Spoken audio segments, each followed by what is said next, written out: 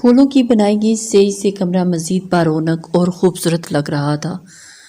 کمرے کی خوبصورتی اس کے مکین کا ذوق بیان کر رہی تھی، اور جہازی سائڈ بیڈ پر لہنگا پھیلا کر بیٹھی حمائل کا دل زور زور سے دھڑک رہا تھا۔ اس کے چہرے پر ایک انجان سی افسردگی چھائی ہوئی تھی۔ حالانکہ یہ وقت نہایت خوبصورت تھا، لیکن پھر بھی وہ اپنے آنے والے لمحات سے زیادہ اپنے گزرے ہوئے وقت پر افسردہ تھی، خصوصاً اپنے بابا کے لیے، جنہوں نے اس کے سر پر ہاتھ رکھتے ہوئے اسے نم آنکھوں سے دیکھتے ہوئے دعا دی تو وہ کتنی ہی دیر ان کی آنکھوں میں دیکھتی رہی، اور اسے بار بار اپنے بابا کا افسردہ چہرہ یاد آ رہا تھا، جو ہارٹ پیشنٹ تھے اور ہر وقت ہی بیماری کا شکار رہتے۔ ان کو ذمہ داریوں کے بوجھ نے وقت سے پہلے ہی بیمار اور ضعیف کر دیا تھا۔ حمائل ان کی بڑی بیٹی تھی اور اس سے چھوٹا بیٹا شہزیب۔ بس ان کی پوری دنیا انہی دو بچوں کے گرد گھومتی تھی۔ انہوں نے حمائل کو بہت محبت سے پالا تھا اور غریبی کے باوجود ہر طرح کی آسائشیں میسر کی تھی، اور اب بھی حمائل جانتی تھی کہ وہ اسے رخصت کرتے ہوئے کس قدر افسردگی کا شکار ہوں گے، اس لیے خود بھی انہیں بار بار یاد کر رہی تھی۔ تبھی کمرے کا دروازہ کھلا اور سالم شاہ اپنی شاندار پرسنالٹی کے ساتھ اندر داخل ہوا، جسے دیکھتے ہی اس کی سوچوں کا مرکز ایک دم سے ہی اس کی جانب چلا گیا۔ سالم کے چہرے پر ایک خوبصورت مسکراہٹ تھی۔ آج اس نے اپنی لک اور پرسنالٹی سے سب کو حیران کر دیا تھا۔ بلا شبہ حمائل بھی بے انتہا خوبصورت تھی، لیکن وہ اس کی خوبصورتی کو مات دیے بیٹھا رہا۔ یقیناً یہ اس کے بابا کے لیے ایک خوبصورت تحفہ تھا۔ اس نے بس چند لمحے پلکیں اٹھا کر اسے دیکھا اور پھر اپنی نظروں کو جھکا لیا، اور اس کے چہرے پر کئی خوبصورت رنگ آ کر بکھر گئے۔ عروسی جوڑے میں ملبوس حمائل اس وقت اتنی خوبصورت لگ رہی تھی کہ کوئی بھی اسے دیکھتا تو دیکھتا رہ جاتا، اور تقریباً یہی حال سامنے بیٹھے ہوئے شخص کا تھا، جو اسے پرشوق نظروں سے دیکھ رہا تھا۔ کیا بات ہے؟ آج تمہارے چہرے پر افسردگی ہے، حالانکہ آج کی رات افسردگی کا نام و نشان بھی ہمارے درمیان نہیں ہونا چاہیے، وہ اپنے دلکش لہجے میں بولا تو حمائل نے پلکیں اٹھا کر اسے دیکھا، اور دیکھتے ہی اس کے دل کی کیفیت سے واقف ہو چکا تھا۔ ایسی بات نہیں ہے، وہ مجھے بابا یاد آ رہے ہیں۔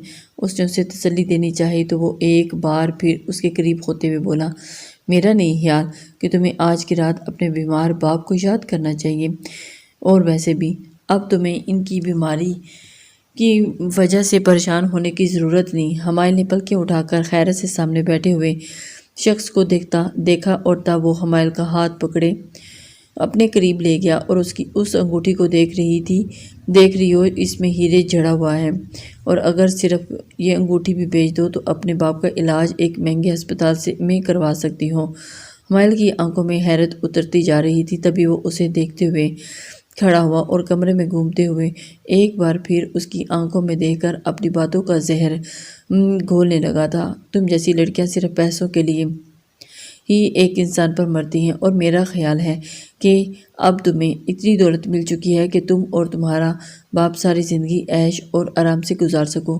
کیا ایسا نہیں ہے؟ حمائل نے حیرت سے اس کی جانب دیکھا، اور آج ان کے درمیان ایک خوبصورت رات کی شروعات تھی، اور وہ شخص جلی کٹی باتیں سنا کر اسے حفزدہ کر رہا تھا۔ نہ جانے کیوں وہ اسے اپنی دولت کے معیار کے ترازو میں پرکھ رہا تھا۔ اور یہ آپ کیسی باتیں کر رہے ہیں؟ میں سمجھی نہیں۔ اس کی باتوں سے حمائل کا دل زور زور سے دھڑک رہا تھا، اور اس کے چہرے کی افسردگی واضح تھی۔ کیوں تم سمجھ کیوں نہیں پا رہی؟ ٹھیک ہی تو کہہ رہا ہوں میں، اس میں غلطی کیا تھا؟ اور تم نے تو یہ شادی پیسوں کی خاطر ہی کی تھی۔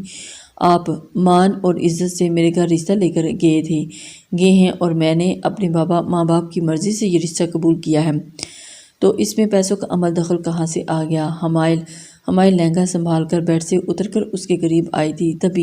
تبھی وہ ایک بار پھر غصے سے اس کی جانب دیکھتے ہوئے گرایا، تمہیں یاد ہے آج سے تقریباً 7 سال پہلے کالج کے سامنے ایک لڑکے نے تمہیں پھول دینے کی کوشش کی تھی، اور تم اس کے دبلے پتلے وجود پر ہنستے ہوئے اسے لوگوں کے سامنے ذلیل کر رہی تھی، اور ایک دم ہی 7 سال پہلے کا دھندلا سا منظر حمائل کی آنکھوں کے سامنے لہرانے لگا، لیکن وہ ابھی بھی سمجھ نہیں پا رہی تھی کہ اس واقعے کا ذکر ان کی زندگی سے کس طرح جڑا ہے۔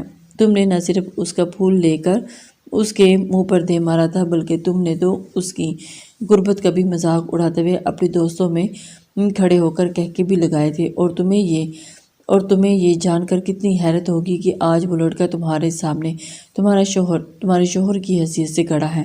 وہ ہنستے ہوئے اسے آئینہ دکھا رہا تھا اور حمائل بس حیرت اور دکھ سے اسے دیکھتی رہ گئی۔ آپ اتنی چھوٹی سی بات کو ابھی تک اپنے سینے سے لگا کر جی رہے ہیں اور آج اس کا بدلہ چکا رہے ہیں۔ آپ ایسا کیسے کر سکتے ہیں؟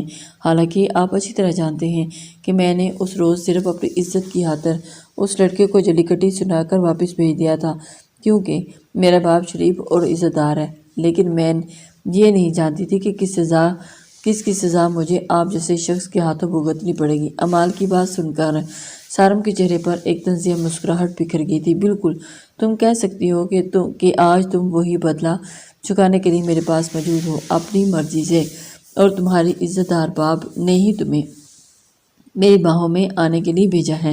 اس کا لہجہ اس کی باتوں سے زیادہ کاٹدار تھا۔ حمائل نے بے اختیار 2 قدم پیچھے ہو گئی تھی۔ اس نے اپنی زندگی کا غلط ترین فیصلہ کر لیا تھا اور اب ساری زندگی کانٹوں پر گزارنے والی تھی۔ سچ کہتے ہیں لوگ، انسان برے نہیں ہوتا، اور نہ ہی اس کی غربت بری ہوتی ہے، بلکہ اس کا ضمیر، اس کی سوچ بری ہوتی ہے۔ اور وہ دکھ سے بولی، اور اس سے پہلے کہ وہ اپنی بات مکمل کرتی، سارم شاہ کا زوردار تھپڑ اس کے منہ پر لگتے ہوئے اس کے 14 طبق روشن کر گیا تھا۔ خبردار، اگر تم نے اپنی زبان سے ایک لفظ بھی نکالا۔ تم اچھی طرح جانتی ہو سارم شاہ کو کسی کی بات سننے کی عادت نہیں، اور آج میں وہ والا سارم نہیں ہوں۔ حمائل حیرت سے اسے دیکھ رہی تھی۔ اس کی آنکھوں سے ٹپ ٹپ آنسو گرنے لگے، اتنی حد تک کا اس کا چہرہ مکمل سرخ ہو چکا تھا۔ اور اسے تو آج تک اس کے باپ نے بھی یوں تھپڑ نہیں مارا تھا، اور وہ شخص ایک پل میں ہی اسے صرف 2 کوڑی کا کر چکا تھا۔ اور اس سے پہلے کہ وہ مزید کچھ سمجھ پاتی، سارم شاہ اس کی جانب بڑھا اور اس کے دوپٹے کو کھینچتے ہوئے اس کے سر سے جدا کر دیا۔ نہ جانے کتنی ہی پنیں اس کے بالوں میں چبھے ہوئے تھی، اور اس کے بالوں کو توڑ گئی، اور پھر والہانہ طریقے سے وہ اس کی جوری کو اتار کر پھینک رہا تھا۔ وہ کسی بے جان وجود کی طرح ساکت ہو چکی تھی، جیسے اس کے اندر کسی قسم کی کوئی حرکت باقی نہ رہے۔ وہ شخص اب اس کی عزت کے ساتھ کھیلنا چاہتا تھا، اور وہ تماشا بھی دیکھے جا رہی تھی۔ اس کی آنکھوں سے گرتے ہوئے آنسو بھی سامنے کھڑے شخص کو رحم کھانے پر مجبور نہیں کر رہے تھے، بلکہ وہ پھر بھی اس پر حاوی ہونے کے لیے اپنی تمام تر طاقت لگا کر اسے زیر کرنے کی کوشش کر رہا تھا۔ حمائل نے تھوڑی سی مزاحمت کرنی چاہی تو سارم نے اسے قہر بھری نظروں سے گھورا۔ آج اگر تم نے کسی قسم کی روک ٹوک کی کوشش کی تو مجھ سے برا کوئی نہیں ہوگا۔ وہ شخص اپنے ہر عمل کے ساتھ اس کی عزت نفس کو مجروح کر رہا تھا، اور وہ اپنے سامنے اپنی عزت کو لوٹتا ہوا دیکھ رہی تھی۔ اس نے اسے یوں ادھیڑ کر رکھ دیا کہ وہ جانور ہو اور جس میں کسی قسم کا کوئی احساس نہ ہو اور نہ ہی خواب۔ وہ سونے کے لیے لیٹ چکا تھا، اور حمائل مسلسل روتے ہوئے اپنی کم آئیگی پر افسوس کر رہی تھی۔ یہ ایسی رات ہوتی ہے جس میں ہر لڑکی اپنے پیا گھر آتے ہی خوبصورت خوابوں کو سجا کر ساتھ لے آتی ہے، اور پھر انہی خوابوں کی تکمیل کے لیے وہ یہاں رہنے والے ہر شخص کو اپنا سمجھ کر اس کے ساتھ منسلک ہو کر اپنی ہر ذمہ داری نبھاتی ہے۔ لیکن اگر آتے ہی اس کے ساتھ یہ سلوک کیا جائے تو پھر ایک لڑکی کا وجود کسی کام کا حمائل کے ٹوٹے ہوئے خوابوں کے سنگریزے اور اس کی روح میں چبھن پیدا کر رہے تھے۔ رو رو کر اس کی آنکھیں مکمل سرخ ہو چکی تھی۔ وہ تو جانتی بھی نہیں تھی کہ اسے اتنی چھوٹی سی غلطی کی اتنی بڑی سزا دی جائے گی، اور وہ غلطی بھی اس کی نظر میں غلطی نہیں تھی۔ اس نے آج تک کسی بھی لڑکے سے غلط تعلقات نہیں پیدا کیے تھے، کیونکہ وہ اچھی طرح جانتی تھی کہ اس کا باپ ایک غریب انسان ہے اور وہ اپنی عزت پر کبھی بھی بات نہیں آنے دے گا۔ اور آج یہ سوچ کے اس کے لیے وبال جان بن چکی تھی۔ وہ پوری رات اس نے روتے روتے گزار دی تھی۔ وہ تو سوچ بھی نہیں سکتی تھی کہ زندگی اس کے ساتھ اتنا بھیانک مذاق کر سکتی ہے۔ وہ لڑکا جو اسے اپنے ہمسفر کے طور پر ملا، وہ اس کے ساتھ وقت گزاری کرتے ہوئے اس کے خوابوں پر پانی پھیر رہا تھا، اور اس نے صرف اپنا بدلہ پورا کرنے کے لیے شادی کی تھی۔ نہ جانے کب وہ اپنی حالات پر ماتم کرتے ہوئے سوگی۔ صبح سے جاگتے جاگتے کافی لیٹ ہوگی، کیونکہ رات کے واقعے نے اس کے اعصاب کو بری طرح سے جھنجھوڑ کر رکھ دیا تھا۔ جیسے ہی وہ اٹھی، سارم شاہ کمرے میں موجود نہیں تھا۔ اس نے وہ تلاشی نظروں سے ارد گرد دیکھنا چاہا، لیکن شاید وہ کمرے سے باہر چلا گیا تھا اور اپنے دکھتے ہوئے جسم کے ساتھ اٹھی اور شاور لینے کے لیے واش روم میں چلی گئی۔ کپڑے تبدیل کر کے وہ باہر نکلی۔ آئینے کے سامنے بال خشک کرتے ہوئے اس کی نظر اپنی رخسار پر پڑی، جو ابھی بھی تھپڑ کے باعث سرخ تھا، اور اس کے باپ نے آج تک اس پر ہاتھ نہیں اٹھایا تھا، اور اس شخص نے اسے ایک ہی پل میں بے مول کر دیا تھا۔ نہ اس کی عزت سلامت رہی اور نہ ہی عزت نفس۔ بے شک وہ اس کا شوہر تھا، لیکن وہ اس پر اس طرح حق نہیں رکھتا تھا۔ ابھی وہ اس کے سب کے بارے میں ہی سوچ رہی تھی جب اسے اپنے موبائل پر کال موصول ہوئی۔ ندا آپا کا جگمگاتا ہوا نام دیکھ کر اس نے ہاتھ بڑھاتے ہوئے کال اٹینڈ کی۔ ندا اور اس کی چچا زاد تھی اور اس کی بہت بہترین دوست بھی۔ وہ عمر میں اس سے بڑی اور کافی میچور تھی۔ لیکن کیسی ہو حمائل، خوبصورت زندگی کی شروعات کی پہلی صبح بہت بہت مبارک ہو میری جان۔ ان کی مسکراتی ہوئی آواز سن کر حمائل کے چہرے پر مزید افسردگی چھا گئی تھی۔ ندا نے اس کی غیر معمولی خاموشی کو محسوس کر لیا تھا، اس لیے اسے نرم لہجے میں پوچھنے لگی، حمائل کیا بات ہے، خاموش کیوں ہو؟ آپا، یہ میری زندگی کی خوبصورت شروعات نہیں ہے، بلکہ یہ ایک ایسی شروعات ہے جو مجھے برباد کر کے رکھ دے گی۔ وہ اس کی بات اور لہجے نے ندا کو چونکا کر رکھ دیا۔ بلا شبہ سارم اچھا لڑکا لگا تھا، اور کل شادی کے دوران حمائل جتنی مطمئن نظر آ رہی تھی، اس کے مقابلے میں وہ اب اتنی ہی ٹوٹی ہوئی محسوس ہو رہی تھی۔ اور پھر جیسے ہی حمائل انہیں ساری بات بتائے گی تو وہ بس حیرانگی سے اس کی بات سنتی رہے گی۔ اس کے دل میں افسوس ہوا کہ وہ ایک پڑھا لکھا شخص اس حد تک عجیب و غریب رویہ اختیار کر سکتا ہے، لیکن اب کچھ نہیں ہو سکتا تھا، اسی لیے اسے اس کے ساتھ ہی زندگی بسر کرنا تھی۔ وہ ایک غریب گھرانے سے تعلق رکھتی تھی، اور اگر اس کا بیک گراؤنڈ کچھ مضبوط ہوتا تو کچھ سٹیپ لے لیتی۔ ان کے تایا کی طبیعت پہلے ہی خراب رہتی تھی، اور وہ اچھی طرح جانتی تھی کہ حمائل ان کی لاڈلی بیٹی ہے، اور اگر وہ یہ سب کچھ سنیں گے تو ایک پل کے لیے بھی برداشت نہیں کر پائیں گے۔ اس لیے حمائل کو سمجھاتے ہوئے کہنے لگی، حمائل، ہو سکتا ہے اس نے وقتی طور پر غصے اور بدلے کی تھپڑ کی صورت میں ظاہر کیا ہو۔ مجھے نہیں لگتا کہ اگر اس نے تم سے بدلہ لینا ہوتا تو تم سے نکاح کا رستہ اختیار نہ کرتا۔ اس نے تمہیں اپنی بیوی بنایا ہے اور پوری دنیا کے سامنے اسے تسلیم بھی کیا ہے۔ مجھے لگتا ہے کہ وہ اپنا بدلہ پورا کرنے کے بعد اب احساس جرم کا شکار ہوگا، اور احساس جرم محبت سے زیادہ گہرا ہوتا ہے۔ وہ اب تمہیں پہلے سے بھی زیادہ بڑھ کر چاہے گا، لیکن تمہیں صبر رکھنا ہوگا۔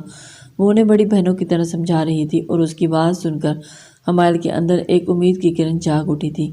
ہو سکتا ہے اس شخص نے وقتی طور پر غصہ نکالا ہو اور اب آ کر اسے منا بھی لے، کچھ بھی ہو سکتا ہے۔ اسے فی الحال اس شخص کے بارے میں کوئی بھی رائے قائم نہیں کرنی چاہیے۔ وہ جلدی سے موبائل رکھتے ہوئے تیار ہونے لگی، اور اس کا ارادہ تھا کہ باہر جا کر سب کے ساتھ ناشتہ کرے گی۔ ہو سکتا ہے سارم بھی ناشتے کی غرض سے باہر چلا گیا ہو۔ اندر ہی اندر وہ دیر سے اٹھنے کی وجہ سے خود کو ملامت بھی کر رہی تھی۔ تبھی اس کے دروازے پر دستک ہوئی، اور اس نے اٹھ کر دروازہ کھولا تو اس کی ساس شائستہ بیگم مسکراتے ہوئے اسے دیکھ رہی تھی۔ آپ دونوں نے اٹھنے میں کافی دیر کر دی، تو میں نے سوچا کہ ناشتے کے لیے میں خود ہی آپ کو انوائٹ کر دوں، کیوں نہ آج سب مل کر ناشتہ کر لیں۔ اپنی ساس کی بات سن کر ایک مسکراہٹ اس کے لبوں پر پھیل گئی تھی۔ لیکن آنٹی، وہ تو چلے گئے ہیں، میں ابھی تیار ہو کر آتی ہوں۔ کیا مطلب کہاں چلا گیا ہے سارم؟ ساس کی آنکھوں میں سوالیہ نشان دیکھ کر وہ ایک بار ٹھٹک گئی۔ آنٹی، سارم تو میرے اٹھنے سے پہلے ہی نیچے چلے گئے تھے۔ ٹھیک ہے، تم تیار ہو جاؤ، میں دیکھتی ہوں۔ وہ یہ کہہ کر واپس پلٹ گئی، اور وہ اس پرسوچ طریقے سے تیار ہونے لگی۔ آخر وہ شخص اتنی صبح کہاں جا سکتا ہے؟ اسے تو لگا تھا کہ شاید وہ ناشتے کے لیے اپنی ماں کے پاس چلا گیا ہے، لیکن وہ وہاں بھی نہیں گیا تھا۔ ہلکا پھلکا تیار ہونے کے بعد وہ نیچے آئی تو اس کی ساس ناشتے کے ٹیبل پر اس کا انتظار کر رہی تھی، لیکن اس کی بے قرار نظریں دروازے پر ٹکی ہوئی تھی۔ تھوڑی دیر کے بعد ملازم اندر داخل ہوا اور شائستہ لہجے میں بولا، بی بی جی، سارم صاحب گھر پر موجود نہیں ہیں، اور چوکیدار بتا رہا ہے وہ تو صبح گاڑی لے کر گھر سے نکل گئے ہیں۔ شائستہ بیگم نے حیرت زدہ نظروں سے حمائل کی جانب دیکھا۔ اس کا اپنا دل بھی لرز رہا تھا۔ اس نے تو ایسا کچھ نہیں کیا تھا۔ پھر وہ شخص کیسے اچانک گھر سے چلا گیا، اور وہ بنا کسی کو بتائے؟ ایسے کیسے ہو سکتا ہے؟ حمائل، تمہارا شوہر صبح بنا بتائے گھر سے چلا گیا ہے، حالانکہ تم نے صرف اس کے ساتھ ایک رات ہی گزاری ہے۔ آج تک ایسا نہیں ہوا کہ میرا بیٹا مجھ سے ملے بغیر چلا گیا ہو۔ آخر تم دونوں کے درمیان کون سا ایسا مسئلہ ہوا ہے؟ نہیں، ان کی بات سن کر اچانک نفی میں سر ہلانا شروع کر دیا۔ نہیں آنٹی، میں تو ان کے بارے میں کچھ بھی نہیں جانتی، رات تک تو بالکل ٹھیک تھے۔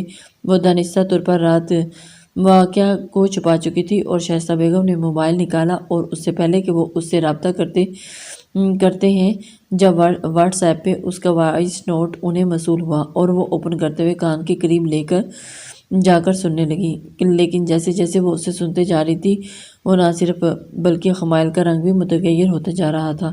اس کے دل کی دھڑکنوں کا شور اسے اپنے کان میں واضح طور پر سنائی دے رہا تھا۔ وہ تو سوچ بھی نہیں سکتی تھی کہ اس کی زندگی کی شروعات اتنی بھیانک ہوگی۔ اس شخص کے لفظ الفاظ نہیں تھے بلکہ کوئی سیسا تھا جو اس کے کانوں میں انڈیلا جا رہا تھا۔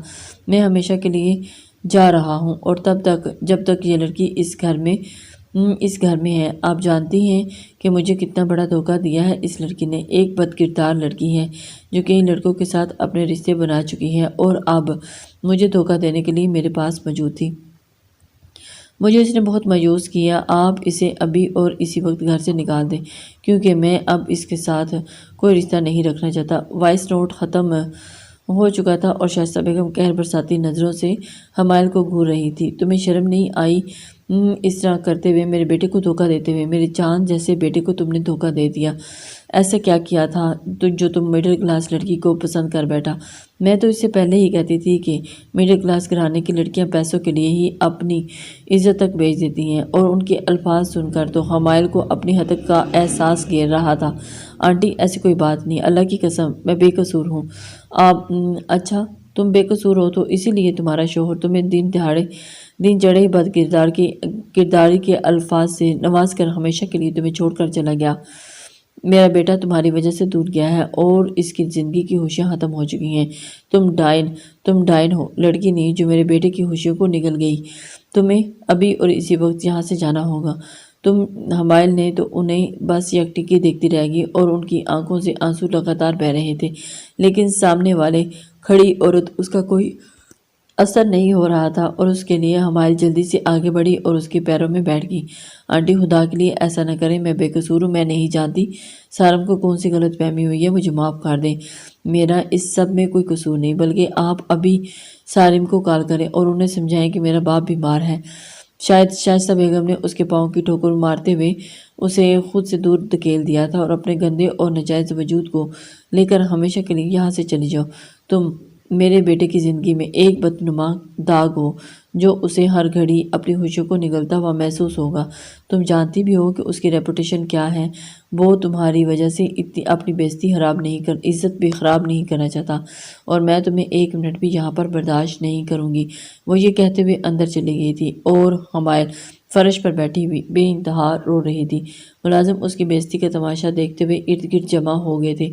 وہ تو سوچ بھی نہیں سکتی تھی کہ اس کی زندگی میں ایک معمولی سا واقعہ اتنا بڑا حادثہ بن کر لوٹ آئے گا۔ کیا ایک لڑکی کے لیے اتنا ہی مشکل ہوتا ہے کہ ایک لڑکے کو اپنی عزت کی خاطر دھتکار دینا تاکہ اس کے بعد کی عزت قائم رہے، اور پھر وہ لڑکا اس کی پوری زندگی برباد کر دے؟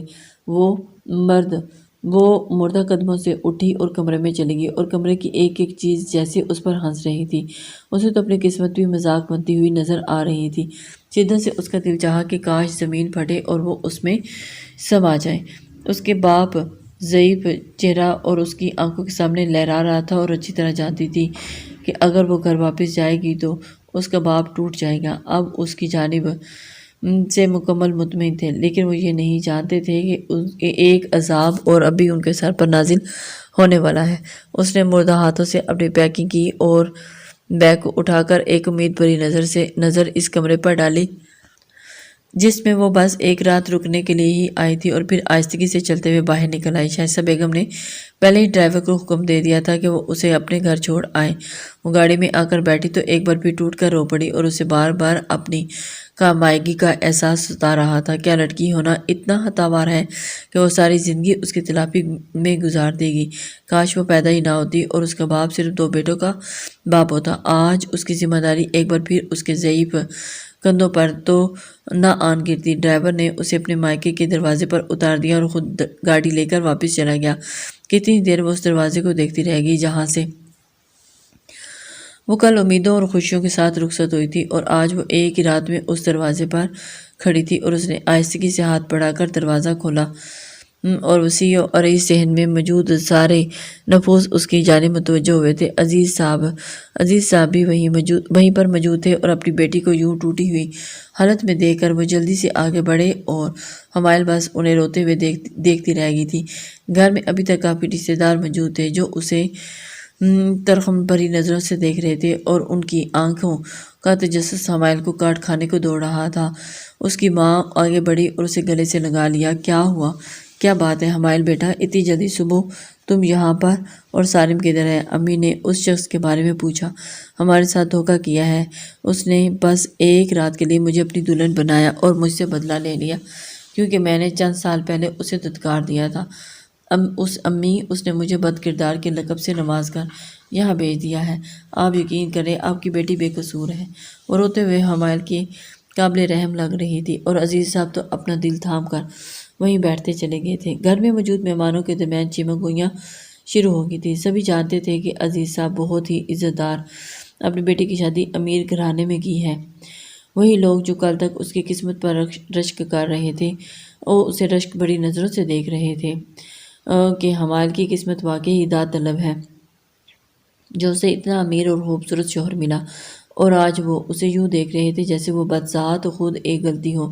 ہر کوئی چیز تو دیکھی ہوگی نا، شوہر نے اس میں ایک رات میں ہی واپس بھیج دیا، ایسے کوئی کیسے اپنی بیوی کو بد کردار کہے گا؟ وہ ایک عزت دار لڑکا لگ رہا تھا، ہو سکتا ہے کہ اس سب میں حمائل کی ہی غلطی ہو۔ میں تو پہلے ہی عزیز بھائی کو کہتی تھی کہ لڑکیوں کو اتنی چھوٹ نہیں دینی چاہیے جتنی انہوں نے اپنی بیٹی کو دے رکھی ہے۔ اب دیکھیں انہوں نے نتیجہ دیکھ لیا نا۔